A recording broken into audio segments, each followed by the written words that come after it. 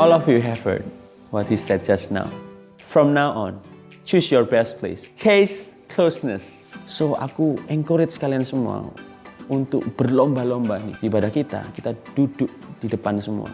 Karena di tempat itu, saya pastikan itu tempat terbaik dan tidak akan terganggu dengan hal-hal yang tidak esensi. Datang ke rumah Tuhan, datang ke baitnya dengan menaikkan ucapan syukur. Mendengarkan firman Tuhan, merenungkan firman Tuhan, dan kita berespon dengan tepat. Katakan yes pada firman Tuhan. Katakan amin pada firman Tuhan. Karena itu akan mengubahkan kehidupan kita. Firman Tuhan berkuasa dalam kehidupan kita. Jangan kiranya rasa kagum kita hilang pada Tuhan. Biarlah hati kita penuh dengan ucapan syukur.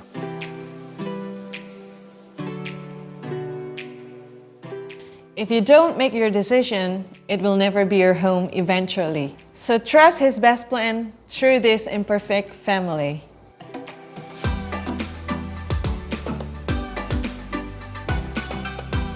Cantik, alami, laku. Buat KGCians yang baru pertama kali hadir di ibadah KGC, ini bukanlah bahasa Latin, apalagi bahasa Korea. Cantik, alami, laku adalah singkatan dari catat atau ketik, alami, dan lakukan khotbah.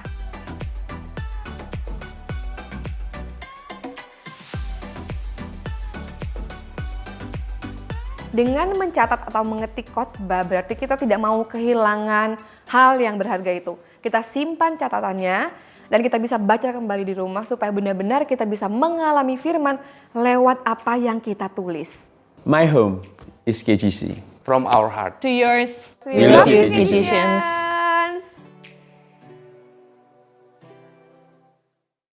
Shalom KGCians, welcome home and welcome to Kingdom Generation Community buat kalian yang baru pertama kali visit ibadah online service kita. Kita juga punya social media yang kalian bisa visit, ada Instagram, ada YouTube, ada Facebook @KGC Surabaya. Nggak terasa KGCians sudah 16 minggu kita ibadah online, tapi percayalah nggak ada yang membatasi kuasa Tuhan di rumah-rumah kalian. Dan Tuhan sedang mempersiapkan kita pada saat ini untuk sesuatu yang besar di depan kita. Jadi kita harus fix our eyes to Jesus. Teman-teman, kita hari ini akan dilayani oleh home pastor kita yaitu Pastor Hizkia Setiawan dengan judul khotbahnya yaitu Echo. Dan seperti biasa di awal bulan kita juga akan diberkati oleh leader-leader kita. Dan kali ini kita akan diberkati oleh salah satu leader kita yaitu Dating and Marriage Ministry Leader Ko Daud Sugiarto. Dia akan membawakan quick word. Seperti kalian tahu bahwa KGC punya value cantik, alami, laku. Catat, ketik, alami, dan lakukan khotbah. Jadi KGCians jangan lupa siapkan catatan kalian dan catat khotbah yang akan disampaikan hari ini. Dan sebelum kita mulai ibadah hari ini, mari kita doa. Tuhan, terima kasih Bapa untuk kasih karunia-Mu, untuk salib-Mu Tuhan Yesus, untuk cinta-Mu yang begitu besar untuk kami Tuhan Yesus. Kalau kami ada sampai saat hari ini Tuhan Yesus, itu semua karena anugerah-Mu Bapa. Tuhan, kami mau mulai ibadah hari ini ya Bapa. Tuhan siapkan hati kami supaya kami dapat membukanya dan Engkau masuk ke dalam hati kami Tuhan Yesus. Tuhan, kami tahu Tuhan Yesus, even kami di rumah Tuhan, tapi kami percaya bahwa nggak ada yang dapat membatasi kuasa Tuhan untuk bekerja. Terima kasih Bapak, terima kasih. Kami mau buka ibadah sore hari ini dengan penuh sukacita dan ucapan syukur. Hanya di dalam nama Tuhan Yesus kami berdoa dan mengucap syukur. Amin. Shalom KGCian, saya minggu ini dipercaya untuk menyampaikan quick word. Sebelumnya saya mau memperkenalkan diri saya Daud Sugiarto Prayetno. Saya seorang ayah dari Elia Samantha Prayetno dan Abraham Joseph Prayetno. Saya juga seorang suami dari Elisa Budiani Yusuf. Di KGC saya diberi kesempatan untuk menjadi ministry leader di Dating and Marriage Ministry. Tanpa berlama-lama saya mau sharing firman Tuhan yang saya dapat dari Efesus 3 ayat 16 dan 17. Efesus 3 ayat 16 dan 17 saya akan bacakan. Aku berdoa supaya Ia menurut kekayaan kemuliaannya menguatkan dan meneguhkan kamu oleh rohnya di dalam batinmu. Sehingga oleh imanmu Kristus diam di dalam hatimu dan kamu berakar serta berdasar dalam kasih. Dalam 2 ayat ini ada 2 hal, ada 2 poin yang saya dapat. Poin pertama, Tuhan menyatakan kemuliaannya, maka kita kuat. Intinya adalah bukan kita yang menjadi kuat dengan kemampuan kita, tapi kita kuat karena Tuhan menyertai kita. Saya mau sharing soal anak saya yang paling kecil, Jose. Ada momen di mana Jose ketakutan karena maklumlah masih kecil, dia masuk ke suatu ruangan, dia ketakutan karena ruangan itu gelap. Lalu dia keluar, dia gandeng saya. Dia ambil tangan saya, jempol saya, dia bawa ke kamar untuk mulai masuk ke kamar. Ada satu pelajaran yang saya dapat di situ. Pada saat anak saya beserta saya, apa yang ia dapat? Yaitu rasa aman. Sama dengan kita. Kalau kita bersama dengan Tuhan, itu membuat kita aman. Seperti Daud katakan pada saat dia mengalami lembah kekelaman, Tuhanlah yang mengawal Daud. Itu poin pertama yang saya dapat. Yang kedua, sehingga oleh imanmu Kristus diam dalam hatimu dan kamu berakar serta berdasar dalam kasih. Ayat ini mengatakan bahwa anugerah Tuhan itu nyata dalam hidup kita. Melalui penyalipannya, melalui kehadiran Tuhan dalam hidup kita yang bermanifestasi menjadi penyertaan Tuhan dalam hidup kita, dalam keseharian kita. Dengan penyertaan Tuhan itu membuat kita bisa sharing firman, sharing kasih, sharing apapun yang membuat orang lain menjadi dikuatkan dalam kondisi yang terjadi sekarang ini. Ya, itu 2 poin yang saya mau sharingkan, saya sudah sharingkan. Saya percaya firman Tuhan itu membuat kita kuat, membuat kita semakin teguh dan berakar di dalam Tuhan, supaya kita semua bisa sharing kasih satu sama lain. Demikian quick word dari saya. Tuhan Yesus memberkati. KGians, mari kita bangkit berdiri, nggak usah malas-malesan. Soalnya kita mau memuji Tuhan yang dahsyat. Kalau Tuhan begitu baik dalam kehidupan kita, sudah sepantasnya kita memuji dan menyembah Dia. Yeah, come on.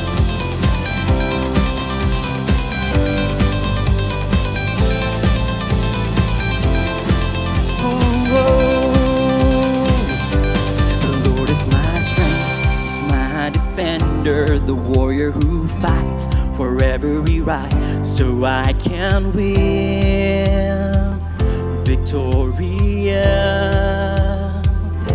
The Lord is my rock, my fortress of power, delivered my soul and relieved my fear. Now I am free, I'm free indeed.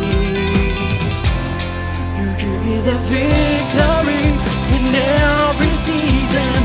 Raise me up to be who you want me to be. I'll be who you want me to be. And each time I celebrate, you are the reason my soul will sing the greatness of who you are. The greatness of who you are. Lord, you are great, Lord. Sekali lagi kita nyanyikan KGians. Supaya penyembahan, pujian pada Dia. The Lord is my rock, my fortress of power, delivered my soul and relieved my fears. Now I am free. I'm free indeed. You give me the victory in every season. Raise me up to be who you want me to be. I'll be who you want me to be. And it's time to celebrate. You are the reason my soul will sing. Greatness of who you are. Greatness of who you are. Okay, Christians, get this. Dia yang begitu besar, Dia ada di sisi kita. How amazing is that? Yes. Woo! Let's declare it. Let's declare it to our Lord.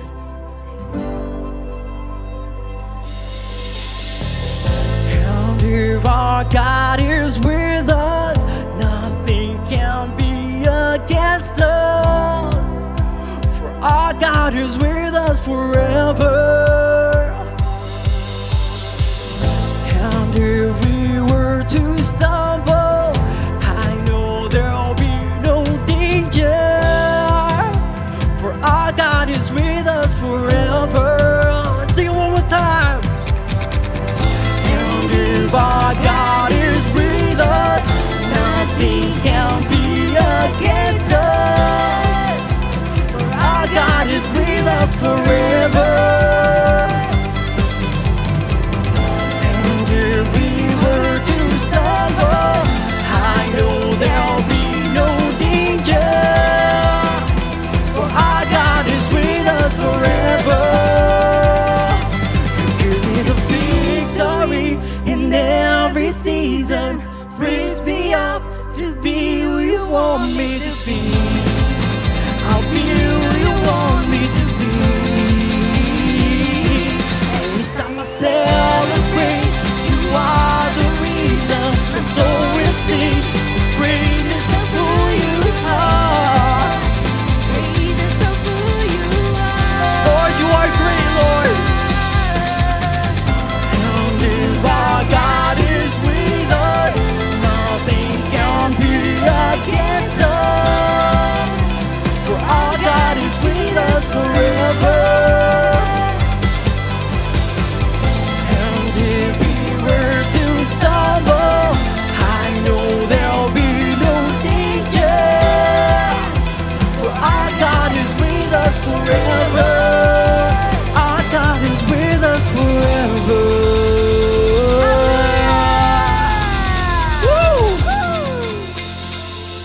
Mazmur 94 ayat 17 sampai 19, demikianlah firman Tuhan. Jika bukan Tuhan yang menolong aku, nyaris aku diam di tempat sunyi. Ketika aku berpikir kakiku goyang, maka kasih setiamu ya Tuhan menyokong aku. Apabila bertambah banyak pikiran dalam batinku, penghiburanmu menyenangkan jiwaku. Let's worship Him. Let's worship Him.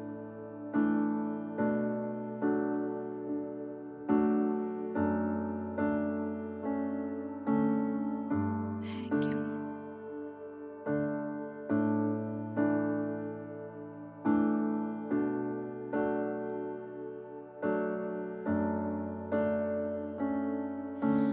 Tak ada yang mustahil, tak ada yang tak mungkin bagimu.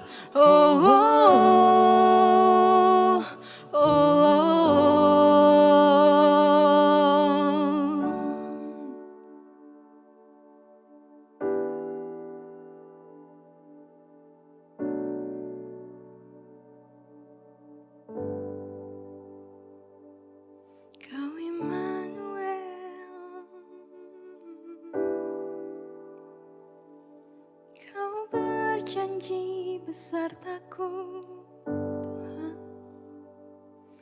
Tak sekalipun ku goyah, tak sekalipun ku goyah. Yes, Lord.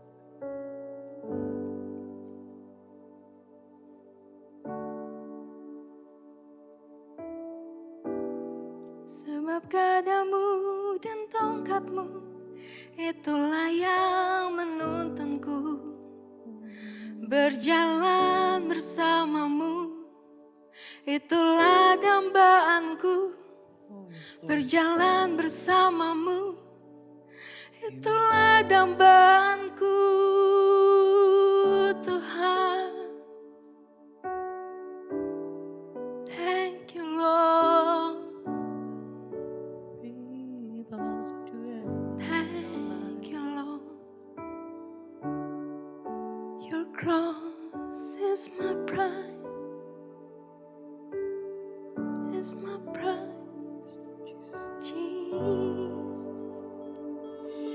Immanuel, Immanuel, Engkau besertaku. Immanuel, Immanuel, Engkau Allah besertaku. Immanuel, Immanuel, Engkau besertaku. Immanuel, Immanuel, Engkau Allah besertaku. Immanuel, Immanuel, Engkau besertaku. Kau Immanuel, Immanuel, Engkau Allah besertaku. Oh, Kau kuatkan aku bertahan, Kau harapan dalam kesesakan, Kau buktikan kesetiaan-Mu, Tuhan. Engkau Allah Immanuel,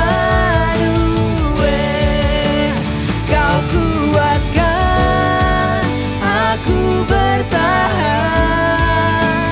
Kau harapan dalam kesesakan, Kau buktikan kesetiaan-Mu, Tuhan.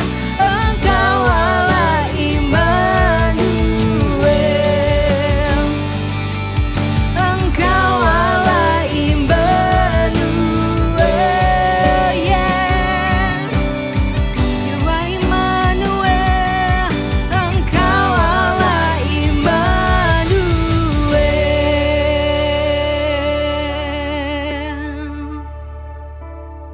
Thank you, Lord. Makasih Tuhan. Terima kasih telah hadir di setiap langkah kami, Tuhan.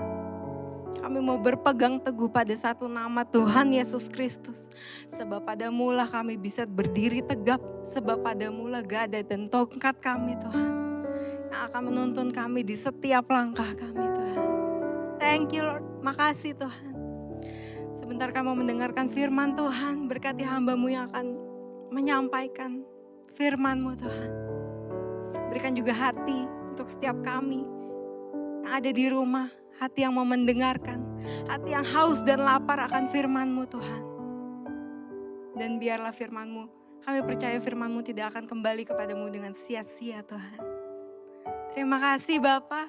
Hanya di dalam satu nama Tuhan Yesus Kristus kami sudah berdoa dan mengucap syukur. Haleluya. Amin. Amen.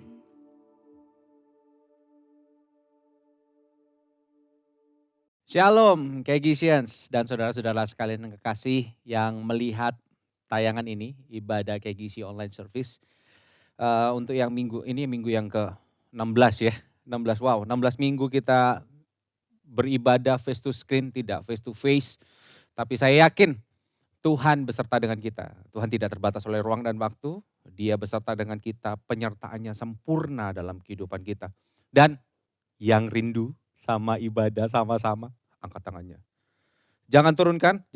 Oke, itu cepet naik tetap. Nah, jangan turun. Oke, ya, oke, siapapun itu. Oke, yuk semuanya siap. 2, 3. Oh, aku rindu. Katakan padanya aku rindu. Wow. Selalu saya rindu saudara untuk ketemu.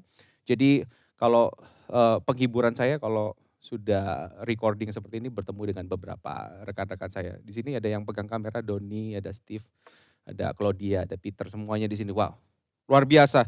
Dan dekor yang luar biasa, desain by Claudia Chandra. Wah, thank you Claudia Chandra. Well, hari ini kita akan sama-sama belajar tentang firman Tuhan yang luar biasa pastinya, yang mengubahkan setiap kehidupan kita, memberikan kita kehidupan, memberikan kita, mengarahkan hidup kita menuju kepada kebenaran dan keserupaan pada Kristus. Langsung saja kita buka dan baca di Titus 1 ayat 1 sampai 4. Ya, Titus 1 ayat 1 sampai 4. Saudara, saya sarankan untuk saudara benar-benar buka, bukan hanya dengar saya bacakan. Memang saya nanti akan bacakan karena kita tidak bisa berbaca bersama-sama. Saya tidak dengar suara saudara, jadi saya akan membacakan buat saudara. Tetapi saudara harus buka dan baca di rumah ya. Titus 1 ayat 1 sampai 4. Demikian bunyi firman Tuhan. Dari Paulus, hamba Allah dan Rasul Yesus Kristus untuk memelihara iman orang-orang pilihan Allah dan pengetahuan akan kebenaran seperti yang nampak dalam ibadah kita. Dan berdasarkan pengharapan akan hidup yang kekal yang sebelum permulaan zaman sudah dijanjikan oleh Allah yang tidak berdusta. Dan yang pada waktu yang dikehendakinya telah menyatakan firman-Nya dalam pemberitaan Injil yang telah dipercayakan kepadaku sesuai dengan perintah Allah, juru selamat kita. Kepada Titus, anakku yang sah menurut iman kita bersama. Kasih karunia, damai sejahtera dari Allah, Bapa dan Kristus Yesus, juru selamat kita menyertai engkau. Well, Jumat tanggal 26 Juni 2020 itu bagi saya adalah sebuah hari yang istimewa karena mama saya ulang tahun. 71 tahun Tuhan sudah sertai dan well, once more, happy birthday mama. Dan juga pada tanggal itu, pada hari Jumat itu, tanggal 26 Juni, itu juga hari yang membahagiakan bagi sebagian besar warga bumi. Khususnya saya bisa sampaikan, ini khususnya juga menjadi sebuah kabar yang baik buat rekan associate pastor saya, Pastor Nancy Piri. Karena apa? Blackpink is come back. Blackpink is back. Iya, ini Blackpink setelah vakum dalam dunia hiburan, akhirnya dia kembali, saudara. Dan dengan satu singlenya yang luar biasa, saya mesti baca karena saya nggak hafal. How You Like That, itu single terbarunya. Jadi 4 gadis belia, energik dan jago nyanyi, yaitu Jenny, Lisa, Rosa ya, mohon maaf kalau ada penyebutan salah nama, dan ada Jisoo juga. Saya baru dengar nama Jisoo, saya taunya cuma Miss You istri. Ya kan? Jadi mereka ini comeback dan wow, begitu mereka comeback, masuk ke YouTube, ya kan, video klipnya masuk ke YouTube, langsung kayaknya seluruh warga bumi seakan-akan lupa sama pandemik yang ada. Total viewernya mencapai 110 juta viewer. Amazing banget. Jadi gini saudara, seseorang yang spesial, sesuatu yang spesial, itu pasti dinantikan kabarnya, pasti dinantikan aksinya, pasti dinantikan perintahnya, pasti dinantikan nasihatnya. Sama halnya dengan Titus yang menantikan kabar dari Paulus, yang menantikan kabar dari mentornya. Bahkan Paulus menyatakan di ayat yang keempat bahwa Titus ini adalah anaknya yang sah di dalam iman. Well, jadi ketika Paulus memberikan tugas kepada Titus untuk mengembalakan jemaat Tuhan di Kreta, Paulus memberikan sebuah nasihat, memberikan sebuah arahan kepada Titus. Tujuannya cuma satu, supaya apa? Supaya Titus tetap teguh di dalam imannya, di dalam Kristus Yesus. Dan dia juga membimbing orang-orang yang ada di Kreta untuk mengenal Yesus, untuk beriman, untuk mengajarkan iman yang benar kepada Kristus. Jadi itu tujuan Paulus. Nah, gini Kegisians, seperti yang disampaikan oleh Pastor Andrew Juana minggu lalu bahwa diingatkan kan, ini kelebihannya kalau khotbah setelah pengkhotbah yang luar biasa. Jadi saya tinggal comot-comot aja, saya tinggal teruskan aja. Minggu lalu Pastor Andrew dengan luar biasa menyampaikan bahwa mengingatkan kita kembali bahwa tema dari Rock International Ministry itu adalah The Year of New Emerging Leader. Leader-leader baru akan muncul dan di KGC sendiri Pastor Andrew Juana mengembalakan kita dengan style pakai tagar atau hashtag. Yang pertama sering kita tahu tiap hari Senin sampai hari Rabu kita jam 3 sore ada hashtag Speak to Build, di mana kita saling membangun satu dengan yang lain, bukan dengan kata-kata positif tapi dengan firman Tuhan, karena firman Tuhan yang memberikan kehidupan. Yang kedua adalah lead hearts. Ya, lead hearts. Apa maksudnya lead hearts? Maksudnya lead heart itu adalah seperti ini. Kami, tim pastoral, home pastor, MCP, ya MC pastor dan MC VP, MC vice pastor. Kami semua merasakan anugerah Tuhan yang luar biasa dalam setiap kehidupan kita. Anugerah Tuhan mengubahkan kehidupan kita. Dan kita membimbing Kegisians dan setiap saudara yang mendengarkan kabar ini, setiap saudara yang benar-benar mendengar Injil, mendengarkan kabar baik ini, saudara juga merasakan, menikmati betapa indahnya kasih Kristus. Sehingga apa? Sehingga saudara-saudara bisa menceritakan betapa besarnya, betapa indahnya kasih Kristus di dalam kehidupan kita. Jadi dari hati kami yang sudah tersentuh oleh anugerah Tuhan, kami mengembalakan saudara, mengarahkan saudara kepada Sang Gembala Agung, yaitu Kristus. Nah, gini saudara, Titus ini, kita kembali ke Titus. Titus ini adalah seorang pemuda yang baru bertobat. Dia bukan orang Yahudi, dia orang Yunani. Jadi waktu dia bertobat, dia mengalami 2 tantangan besar menurut saya. Yang pertama, tantangan yang dialami adalah mix theology. Karena dia orang Yunani, dia bertemu dengan orang Yahudi Kristen yang juga sudah menerima Yesus, ya sudah percaya pada Yesus. Sampai akhirnya dia mengalami mix ini karena gini, beberapa orang Yahudi ini mengatakan kepada Titus, kalau kamu percaya sama Yesus, percaya pada Allah yang benar, kamu juga harus mengikuti adat istiadat orang Yahudi. Salah satunya adalah tentang sunat. Jadi Titus digempur dengan teologi yang seperti ini, mix teologi yang seperti ini. Yang kedua, dia menghadapi orang Kreta. Orang Kreta nanti ya, minggu-minggu berikutnya saudara akan dibahas lebih dalam lagi tentang surat Titus ini. Dia harus menasihati orang Kreta, harus mengembalakan orang Kreta untuk mengarah kepada Kristus saja. Jadi gini, 2 tantangan ini yang dialami oleh Titus. Mungkin dari beberapa saudara mengalami hal ini di akhir-akhir ini. Saudara ada di persimpangan, saudara menghadapi 2 pilihan. Mau pilih kota A atau kota B. Mau pilih bisnis A atau bisnis B. Atau saudara sedang mengalami kegoyahan iman. Iman saudara mulai diuji. Mungkin saudara dipaksa untuk melakukan sesuatu yang melenceng dari kebenaran. Atau iman saudara mulai lemah hari ini. Saudara mulai mempertanyakan, di mana Tuhan? Tantangan yang saudara alami mungkin masalah ekonomi, keluarga, atau mungkin kesehatan. Mungkin juga beberapa dari saudara yang mendengarkan pesan ini, saudara terjangkit COVID-19. Satu hal yang saya ingin bagikan dan rekan-rekan home pastor dan home preacher di sini akan sampaikan. Kami tidak akan pernah memberikan tips bagaimana hidup menjadi sukses dan bagaimana kita menghadapi tantangan ini. Satu yang kami bagikan, kita akan bagikan betapa indahnya Kristus dalam setiap tantangan kehidupan kita. Kita tidak akan pernah membagikan bagaimana cara supaya bisnis kita lebih hebat, taburan kita lebih berbuah banyak, tapi kami membagikan bahwa Kristus setia dan biarlah buah roh itu nyata dalam setiap kehidupan kita. Well, kalau saudara mengalami hari ini, mari sama-sama kita belajar hari ini. Titus pun mengalami dan apa yang Tuhan akan sampaikan dalam setiap kehidupan kita. Just open your heart, let His Spirit lead us to His truth.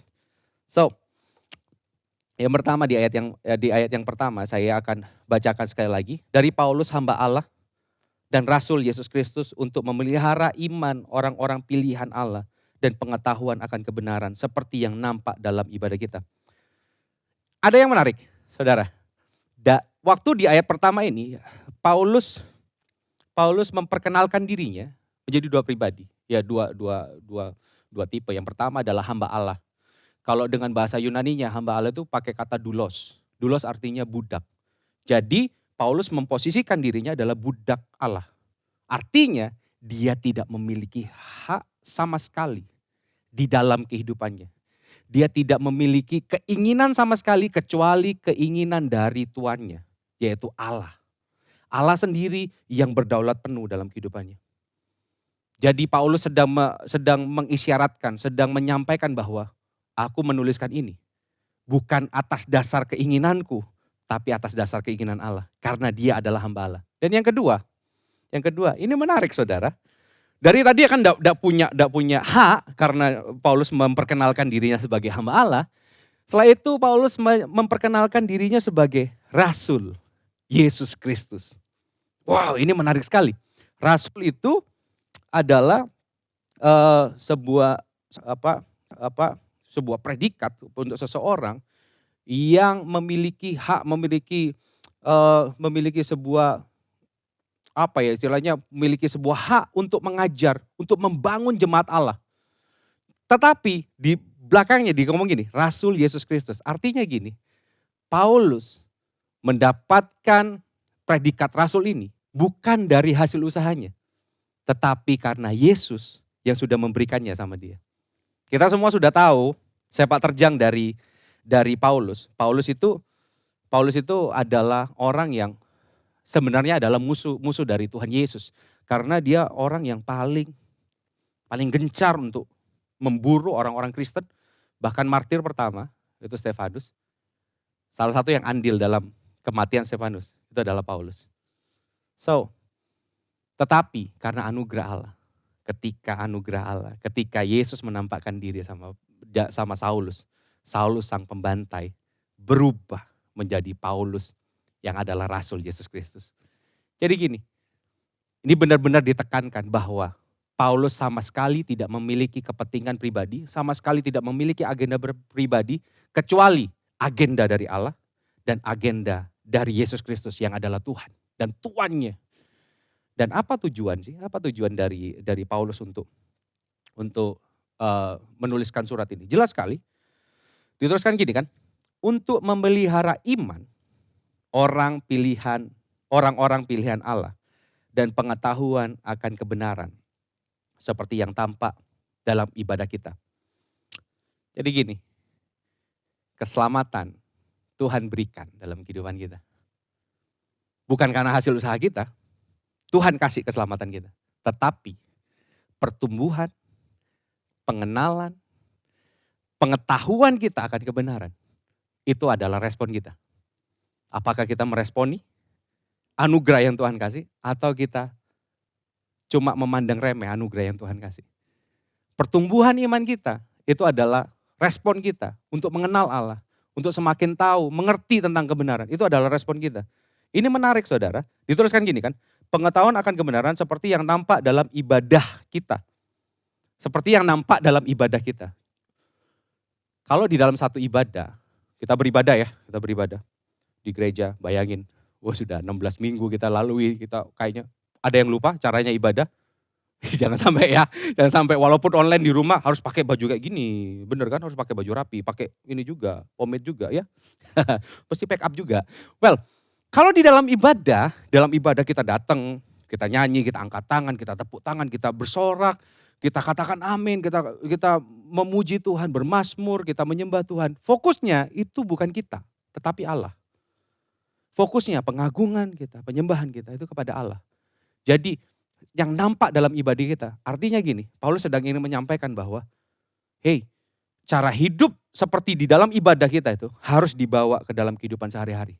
Yang artinya fokus utama dalam kehidupan kita bukan tentang kita, tapi Allah. Keutamaan Allah di dalam kehidupan kita, dalam kehidupan sehari-hari kita. Segala apapun yang kita lakukan, semuanya kepada Allah. Nah, pertanyaannya yang mesti kita renungkan adalah gini. Masihkah Allah mengagumkan dalam kehidupan kita? Masihkah Allah benar-benar indah dalam kehidupan kita? Masihkah Allah benar-benar satu-satunya yang kita dambakan dalam kehidupan kita? Kurang lebih 3 bulan ini kita nggak bisa ibadah face to face. Justru di dalam kondisi seperti ini kesempatan bagi kita untuk menjadi gereja yang sebenarnya. Karena gereja bukan soal gedung, tetapi kitalah gereja Tuhan. Ini kesempatan bagi kita untuk Tuhan memurnikan kehidupan kita. Bagaimana Tuhan menyatakan pribadinya. Dan kita menjadikan Tuhan sebagai satu-satunya sumber di dalam kehidupan kita. Ini saatnya Tuhan memurnikan kita, menguatkan iman kita bahwa Dialah satu-satunya dalam kehidupan kita. Kita mesti ngambil momen ini. Dan hari ini dengan kasih Kristus, saya memperingatkan saudara, come on, biarlah Tuhan yang menjadi keutamaan dalam kehidupan kita. Kalau kita lihat dalam versi ESV, itu bagian ini ya, bagian yang terakhir. Ada lagi nih, ngomong seperti ini. Which accord with godliness. Ini lebih jelas lagi. Apa sih pola ibadah yang dibawa dalam kehidupan sehari-hari, keutamaan Allah itu seperti apa sih? Ini lebih jelas lagi. Ditulis gini, which accords with godliness. Godliness itu artinya adalah kesalehan.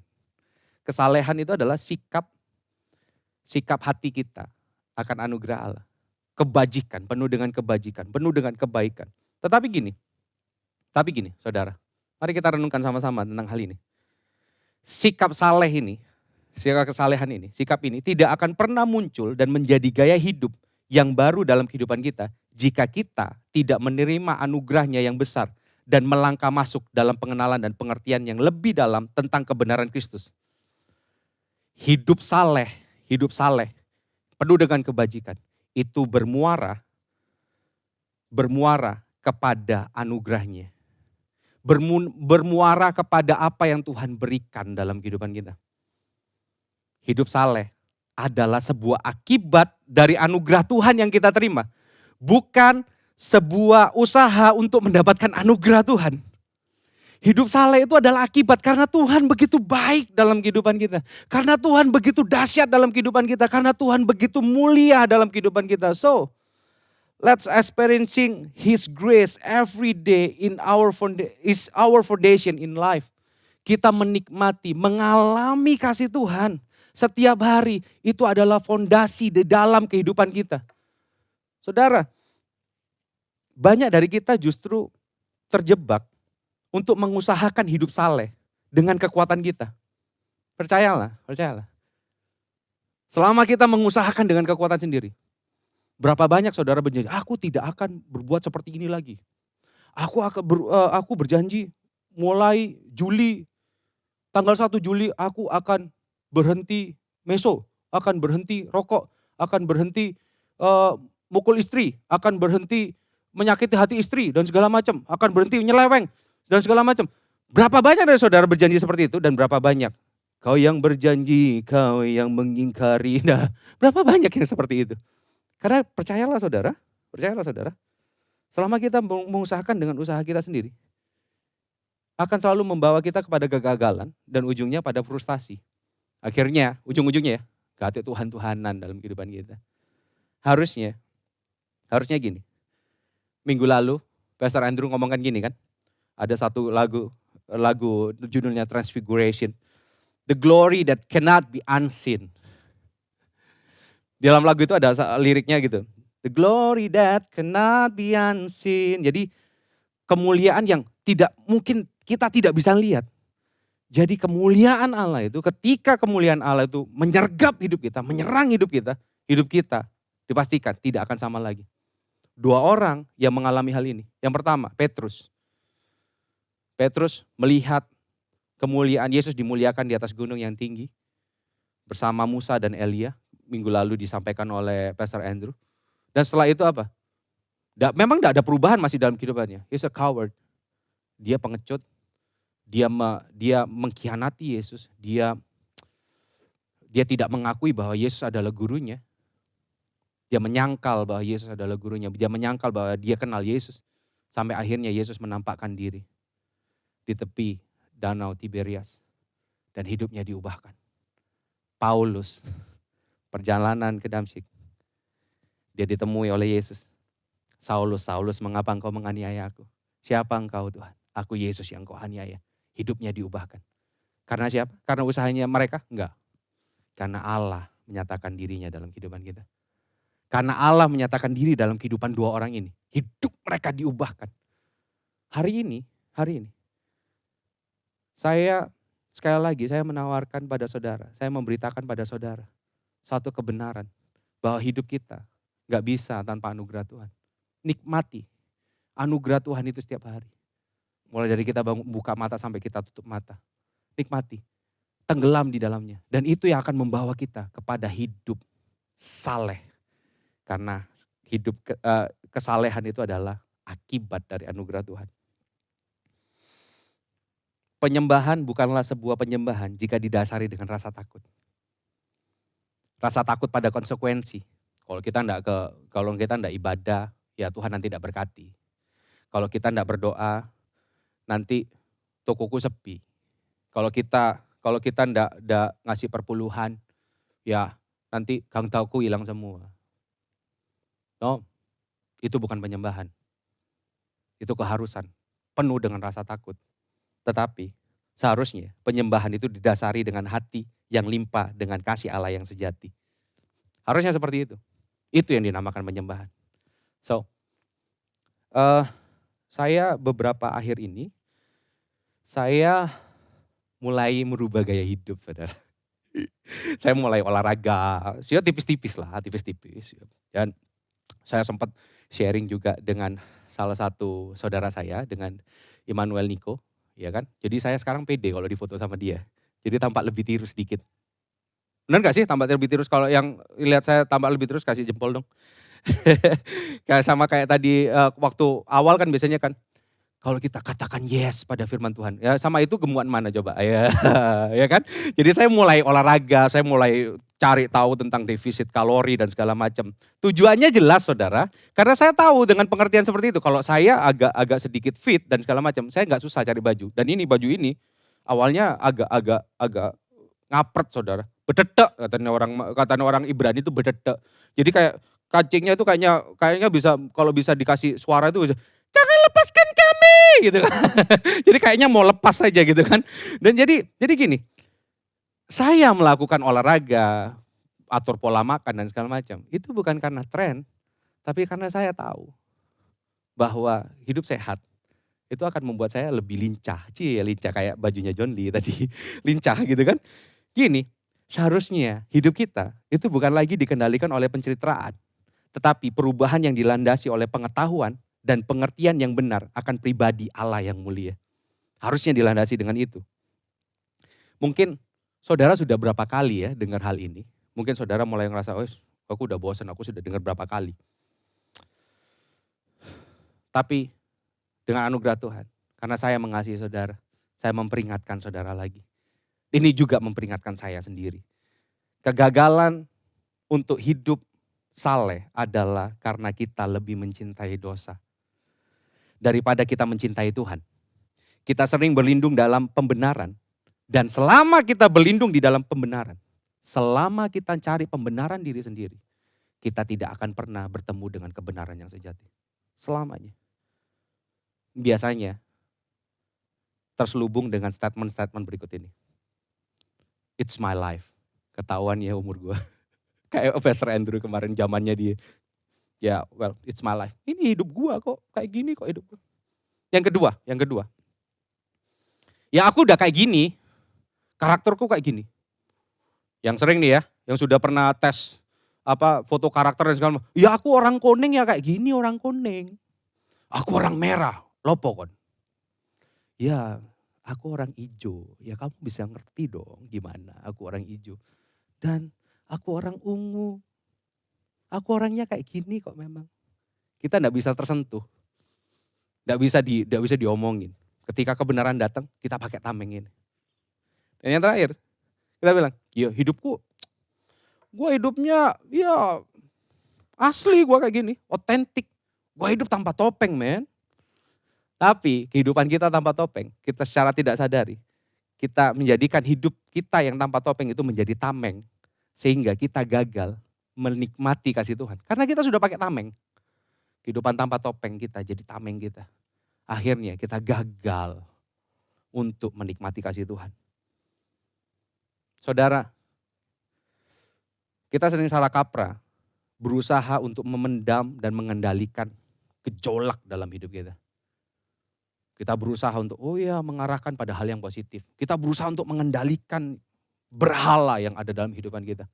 Saya percayalah, harusnya yang kita arahkan adalah kecintaan kita. Itu kita arahkan kepada Allah yang mulia, yang sudah memberikan anugerahnya sama kita. Saya suka sekali dengan satu statement dari Thomas Watson, ngomong seperti ini. Sebelum dosa menjadi pahit, Kristus tidak akan pernah menjadi manis dalam kehidupan kita. So, masihkah Kristus manis dalam kehidupan kita? Atau kita lebih menyukai dan menikmati dosa yang selama ini kita gumulkan?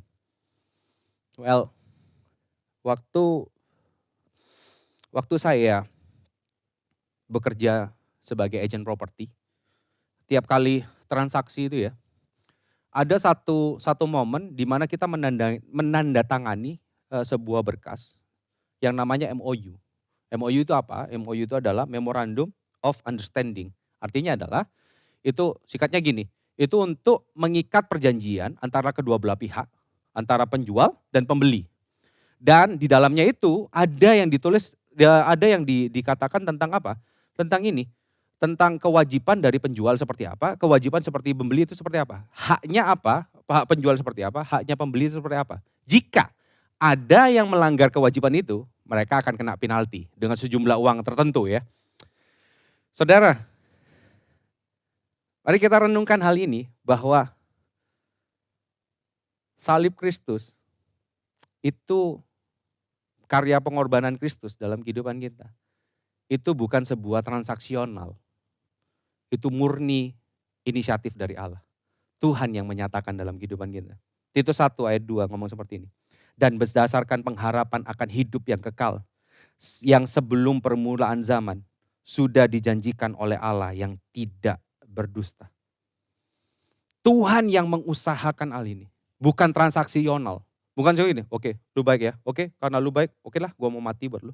No, karya salib Kristus. Pemberitaan tentang karya salib Kristus itu bukan cerita isapan jempol dan bukan juga sebagai materi untuk pelengkap khotbah saudara. Bukan. Justru karena salib Kristus ini kita dapat hidup yang kekal. Yang harusnya kita menerima kebinasaan tetapi Yesus tukar hidup kita. Dia jadi terkutuk karena kita. Harusnya kita yang terkutuk, harusnya kita yang binasa, harusnya kita yang mati. Tetapi dia yang mati. Supaya apa? Supaya kita dapat hidup. Karya ini sudah Tuhan rencanakan sebelum permulaan zaman. Dan di sini dinyatakan apa? Sudah dijanjikan oleh Allah yang tidak berdusta. So, saudara, sekali lagi ini bukan hasil usaha kita. Amal kita, usaha baik kita, perbuatan baik kita, itu tidak akan pernah menyelamatkan kita. Semuanya hanya karena Allah yang menyatakan dalam kehidupan kita. Dan gini, Tuhan menjamin bahwa Dia adalah Allah yang tidak pernah berdusta. Dia adalah Allah yang setia, menepati setiap janjinya. Di KGC ada satu sweater hoodie yang warna kuning, ada tulisan dengan pakai bahasa Yunani. Itu diambil dari 2 Korintus 1 ayat 20 yang ngomong seperti ini. Sebab Kristus adalah ya bagi semua janji Allah. Itulah sebabnya oleh Dia kita mengatakan amin untuk memuliakan Allah. Dia sudah berjanji. Kalau kita yang berjanji, kita yang mengingkari. Tapi Tuhan, Dia berjanji dan Dia yang menepati. Christ is our reason to live. Dialah alasan kita hidup. Karena Dia sudah memberikan kita hidup. Bayangin, coba saudara bayangin tentang pribadi Tuhan yang ini. Ini luar biasa saudara. Ini, yang sudah dijanjikan oleh Allah yang tidak berdusta. Dan itu sudah dijanjikan, sudah dirancangkan sebelum permulaan zaman. Jadi gini, Allah berkuasa atas waktu. Mulai dari, dia berkuasa atas kekekalan. Dari zaman dulu, sebelum ada semuanya ini, sampai nanti. Artinya gini, dari yang dulu sampai sekarang, sampai nanti. Tuhan jamin. Yang pertama apa? Dia berikan keselamatan. Nah sekarang gini, Tuhan sudah memberikan keselamatan. Hal yang paling esensi dalam kehidupan kita. Tuhan sudah sediakan dalam kehidupan kita. Dia berikan hidup yang kekal.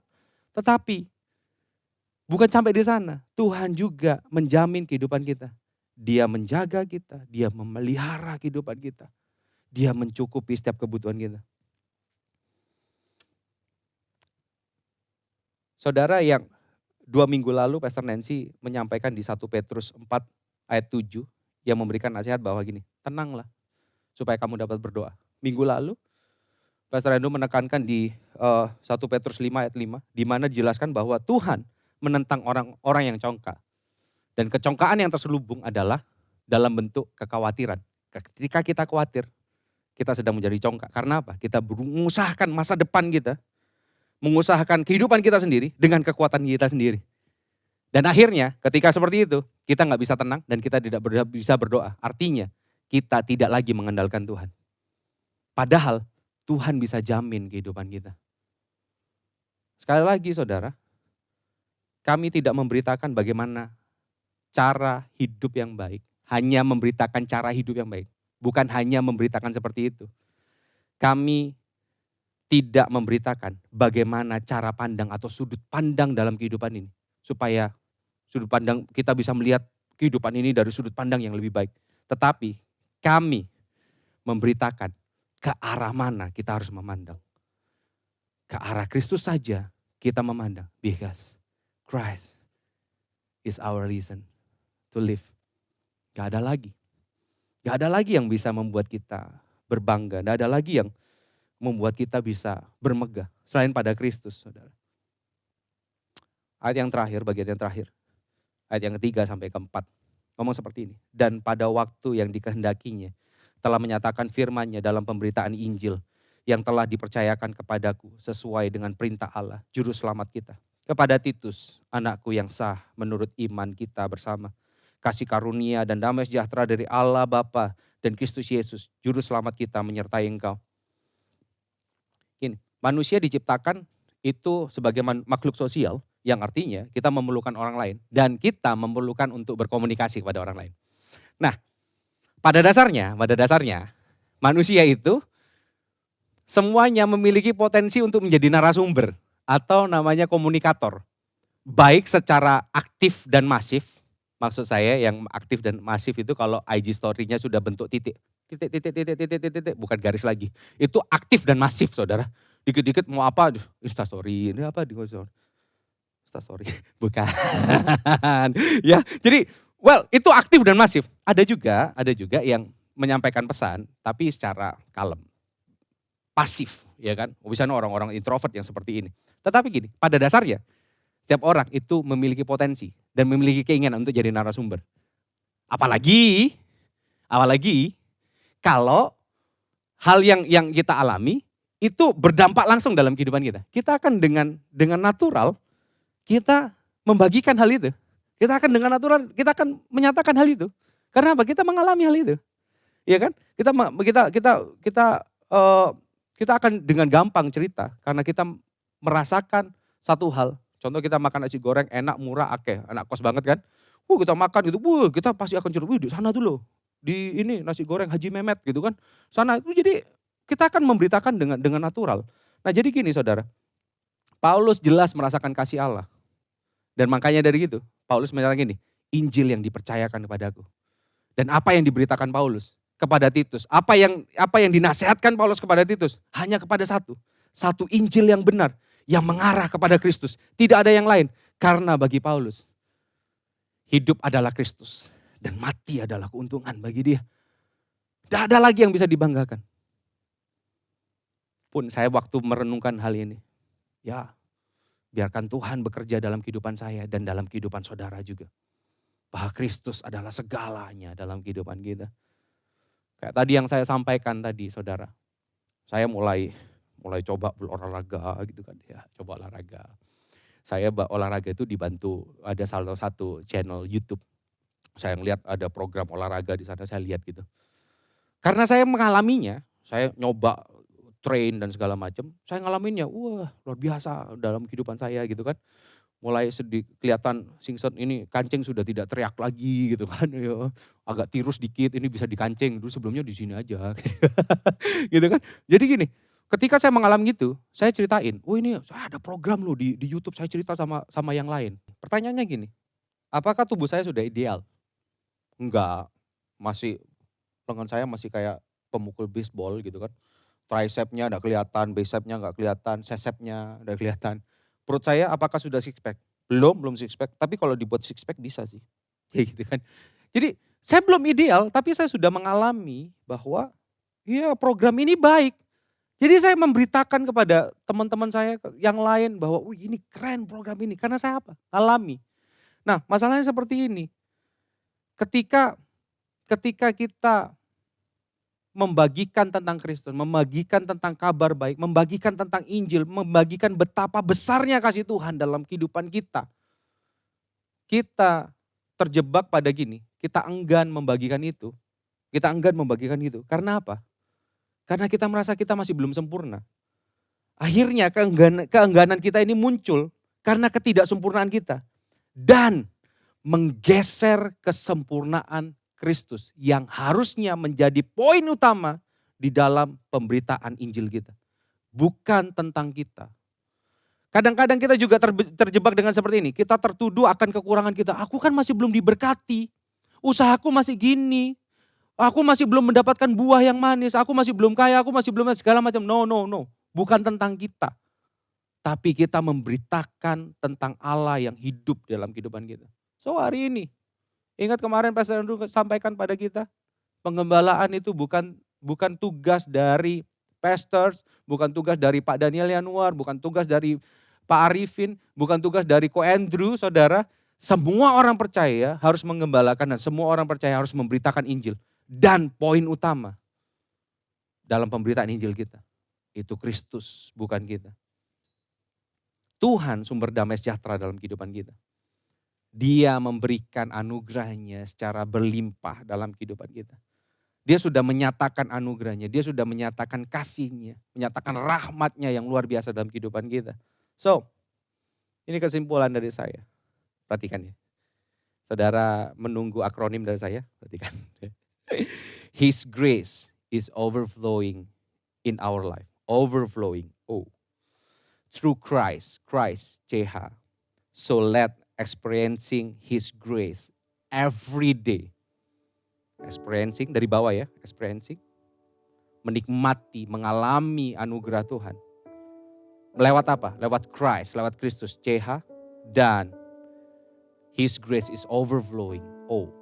Let His grace and love echo through our life.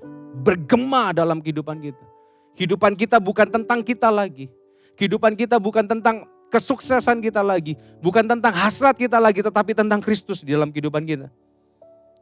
Kehidupan kita sejatinya bukan untuk apa, tetapi untuk siapa kita hidup. Tuhan sudah menyatakan dirinya bahwa Dia Allah yang setia. Dia tidak pernah meninggalkan kita. Dia mencukupi setiap kebutuhan kita. Dia memelihara setiap kebutuhan kita. Apa yang kita perlukan. Dia pelihara dengan sedemikian rupa. Dia bukan cuma Allah yang menebus kita dan akhirnya membiarkan kita hidup sendiri. Dia curahkan Roh Kudus-Nya dan tinggal dalam kehidupan kita. Saudara, apapun yang saudara alami sekarang ini. Saudara mungkin ada tantangan kesehatan. Mungkin saudara sedang tergolek lemah. Mungkin saudara cuma tutup mata dan saudara hanya mendengarkan suara ini. Tapi satu hal yang saya tahu, Tuhan mengasihi saudara dan Dia bersama dengan saudara. Saudara mungkin terpuruk di dalam ekonomi. Ekonomi yang tidak menentu seperti ini. Tetapi satu hal, Dia Allah yang menjaga dan memelihara setiap kehidupan kita. Dia setia, saudara. Saudara mungkin sedang mengalami tantangan di dalam keluarga. Percayalah, Dia Allah sumber damai sejahtera. Dialah kasih yang sejati. Datang kepada Dia. Sekali lagi, kami tidak menyarankan, kami tidak memberitakan bagaimana cara kita untuk memandang kehidupan ini dari sudut pandang yang positif. No. Renungkan hal ini, saudara. Renungkan hari ini. Kebenaran ini, renungkan kebenaran ini. Kebenarannya adalah bahwa Dia pribadi yang terbaik dalam kehidupan kita. Dia pribadi yang terbaik sudah memilih kita. Akankah kita menukarkan pribadi yang terbaik itu dengan hal-hal yang tidak kekal dan tidak sempurna? Akankah kita menukar pribadi yang terbaik itu dengan hal yang lain? Yang dimana ngengat dan karat akan mengikisnya di dalam dunia ini. So, hidup ini bukan tentang kita. Sekali lagi, hidup ini adalah dari Allah, oleh Allah, dan bagi Allah saja. Hanya bagi Dialah kemuliaan kita. Hanya Kristus harapan kehidupan kita. Hari ini, saya yakin dan percaya, firman Tuhan membebaskan setiap kehidupan kita. Membawa kita kepada kebenarannya. Kami ucap syukur buat karya-Mu Tuhan. Makasih Tuhan. To this I hold, my hope is only Jesus. All the glory evermore to Him. When the race is complete, still my lips shall repeat, yet not I, but through Christ in me. To this I hold, my hope is only Jesus. All the glory evermore to Thee. When the race is complete, fill my lips shall repeat, yet not I, but through Christ in me. To this I hold, my hope is only Jesus. All the glory evermore to Thee. When the race is complete, still my lips shall repeat, yet not I, but through Christ in me. Jadikan ini doa kita. When the race is complete, still my lips shall repeat, yet not I, but through Christ in me. Yet not I, but through Christ in me. Yet not I, but through Christ in me. Bagi kami Engkaulah kebanggaan. Bagi kami hanya di dalam-Mu kami bermegah Tuhan. Engkau segalanya. Karena karya salib-Mu kami hidup. Karena karya salib-Mu kami diperdamaikan dengan Allah Bapa. Sehingga dengan berani kami memanggil Allah dengan sebutan ya Aba ya Bapa. Kami yang seteru Allah menjadi putra dan putri kerajaan sorga. Hari ini Bapa, apapun yang kami alami, aku berdoa di dalam nama Tuhan Yesus. Kiranya kemuliaan-Mu, kiranya keindahan-Mu Kau nyatakan bagi setiap saudara-saudara, bagi setiap pendengar, bagi setiap yang menonton channel ini Tuhan. Di dalam nama Tuhan Yesus, pulihkan keadaan mereka. Yang sakit Engkau sembuhkan di dalam nama Tuhan Yesus. Yang hilang pengharapan, kiranya Engkau menyatakan bahwa Engkau Allah yang setia, yang tidak pernah berdusta. Engkau kekal Tuhan. Engkau yang awal dan akhir dalam setiap kehidupan kita. Hari ini Tuhan, kebenaran firman, kiranya Tuhan Hanya kasih-Mu saja yang bergema dalam kehidupan kami.